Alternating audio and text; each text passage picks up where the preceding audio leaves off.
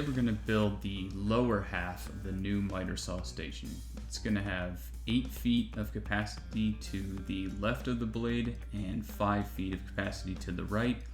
Be made up of 3 identical cabinets for simplicity's sake.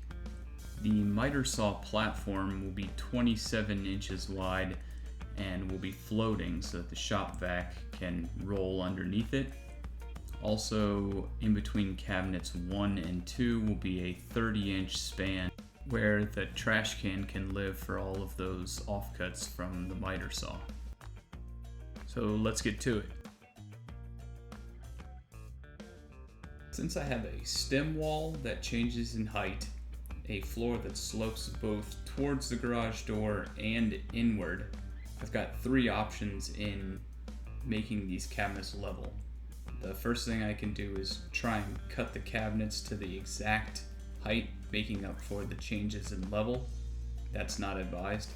I can put on leveling feet, it's another option, or we can do what I'm going to do here, which is build and level 3 platforms for the 3 individual cabinets. That way I can just make all 3 of them identical after they're all set on the same plane.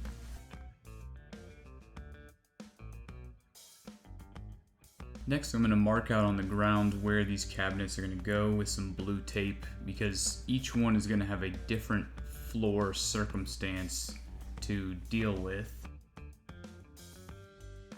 For the most upslope frame, I'm going to rip down the 2x4 so that they sit just barely over that stem wall. That way when I level the remaining downslope frames, they're not standing way up in the air.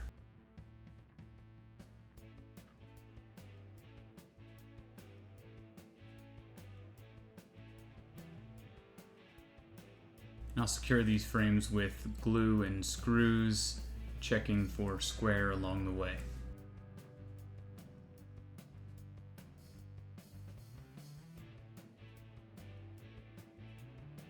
Then we'll set the frame in place and use shims on whichever corner is necessary to level that up. And then I'm just going to use hot glue to temporarily secure it to the floor, so if it gets bumped, it's not moving all around until it gets secured to the wall. The cabinet construction is fairly straightforward. You're just gonna rip a sheet of plywood like a hot dog with a track saw, and then over the table saw make the second cut. You'll see here things get a little wonky and I shuffle over and hit that stop button with my knee, which allows the blade to stop spinning before I move the pieces through. Pretty good safety feature. Since we're talking about safety, do not make the cuts like this unless you feel comfortable in doing so. You should use a miter saw or a table saw sled, which I'll be making in an upcoming video. This is slightly dangerous, and as you can see here, I didn't even feel comfortable running 4 of these through myself, so I just hit those on the miter saw. Some people might say that the Craig Foreman is a little pricey for a tool that just does one thing, drills pocket holes, but every now and again you'll have a project where you need 150,000 of them, and that's where it really pays off, and not having to set up the jig each time you want to drill a little pocket hole. Now, I'm not above making adjustments on the fly. I really want to use this scrap piece, but I needed 21 1/4 and I only have 20 3/4. So this cabinet will be a 1/2 inch shorter than originally designed. And then we'll go ahead and screw in our front, back, top, and bottom strips for applying them glue on the opposite end and putting in our other side panel into place. Just like that, we've got a cabinet. The far right cabinet is just going to be open cubbies. So I'll just put on these ripped down 2x4s to hold up some plywood shelves. So this is the easiest of the 3 cabinets. Then we can move it into place, secure it to the frame, and working from the bottom up, we'll slide in our shelves, pre-drill, and screw.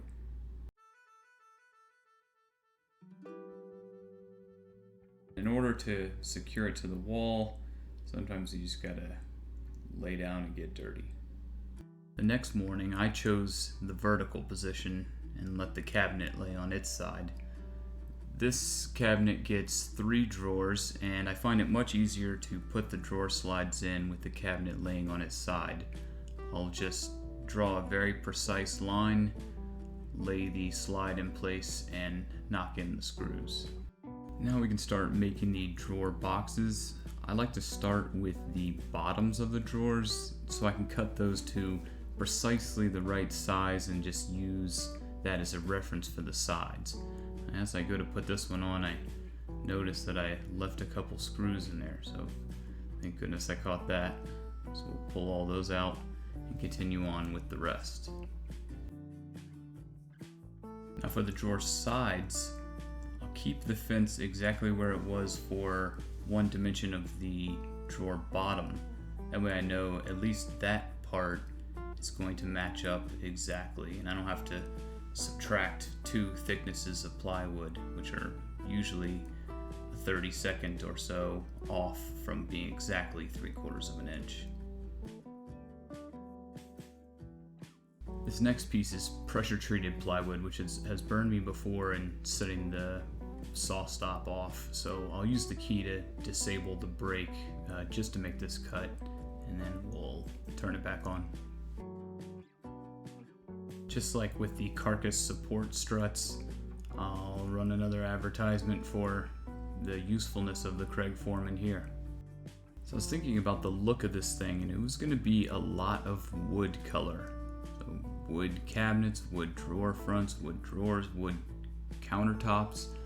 So I figured to just add a little accent, and we'll paint the sides of these cabinets black. Since I use a variety of scrap wood for the drawers, the sides had a whole spectrum of colors, so we'll go ahead and hit those with black as well. Trying to stay productive while the glue dries, I cut the support pieces that'll screw into the studs that will hold the plywood top up against the wall where there is no cabinet. Got the laser level out and got it at the right height with some scrap wood and business cards. And then I used said laser to align the support pieces directly in line with the top of the cabinet carcass.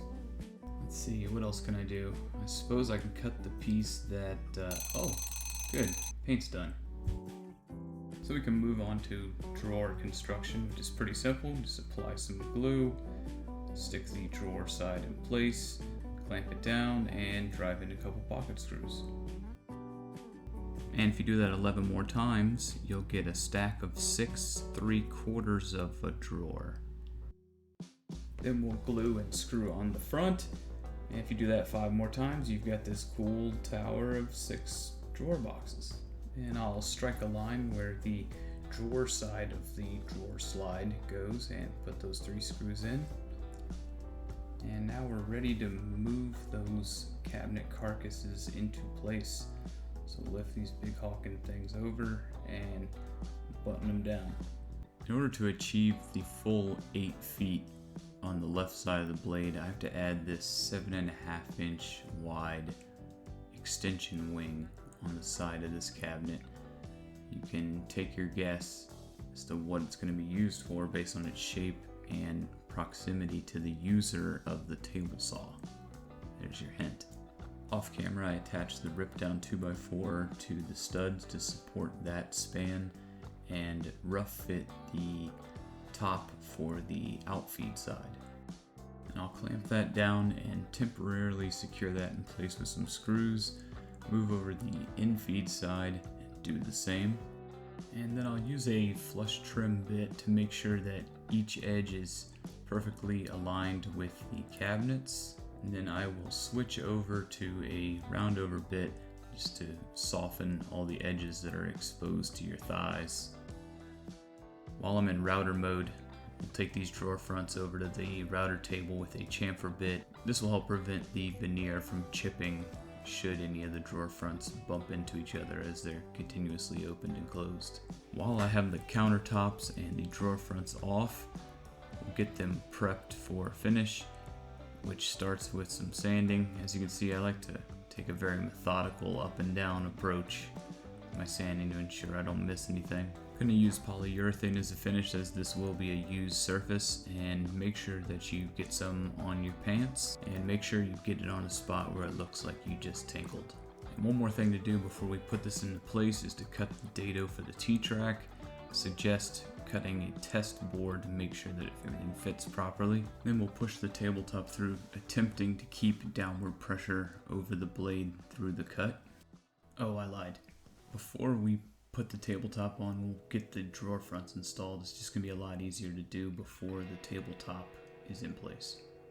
I'm going to use the double stick tape method to put these drawer fronts on, which I can only do because I set the drawer slides back about 1/8 of an inch when installing them. So I'll set the tape and then put the drawer front in place against the cabinet carcass, squeeze those two together, which will give me a little bit of holding power while I clamp it down, and then I'll pre-drill and screw in from the backside. For the subsequent drawer fronts, I'll follow the same procedure, but I'll place a spacer on the drawer box below for proper alignment. Now it's finally a good time to put the tops in place. We'll put the out feed side and the in feed side, and then permanently attach those to the cabinet carcasses. Next, I'll mark the T-track and make the last cut on this rickety table before installing that into the tabletop. Because there's a bit of wonkiness between these two cabinets, I had to cut the platform for the miter saw in a trapezoid type shape, but I can easily achieve that by just skewing the track with my track saw. I'll just be sure to write no ref for no reference on any offcut where one side is not square to the other three. Since the laser level was using my camera tripod, it was hard to get a good shot of these support pieces going in, but once they were, we drop the miter saw platform in place and screw that down. Now, it would be very difficult to math your way into this platform height so that the deck of the saw would be perfect with the tables on either side. So what I did was set the height so that the deck of the saw was just below the platform on either side, and I'll use some shims to bring it up to the height that I want. And I'll do that using playing cards under each corner of the saw until it reaches the right height. I'll use a little thin CA glue to make a permanent brick out of the playing cards that I'm going to use for each corner. Then I'll pre-drill and use a screwdriver to carefully button this down because I don't want to compress the cards and change the height using an impact driver. Then we'll grab a piece of white oak and take that through the jointer and the planer for ripping it to size on the table saw. And we'll fix that in place with some 18 gauge nails, being sure to shoot them low because we're going to hit this with the roundover bit. For the drawer pulls, I'll get a rough idea of where the center is going to be, and then I'll put some blue tape so that I'm not marking directly onto my drawer fronts. And we'll pre-drill some holes and screw this in from the back. I'm thrilled with this new miter saw station and not using that folding table that I was using before. I gained 6 drawers, 3 cubbies, a spot for the shop vac, trash can, and the mystery cubby. Leave your guess in the comments. Most importantly, a permanent home for the miter saw. So in the next video, we're going to do everything on the top. So the removable stop block, a dust shroud for the saw that we hook up to the dust collection. We'll handle hardware storage. And since I have 8 feet of capacity here on the left side of the blade, plenty of room to come up with something else. So stay tuned, subscribe if you feel like it.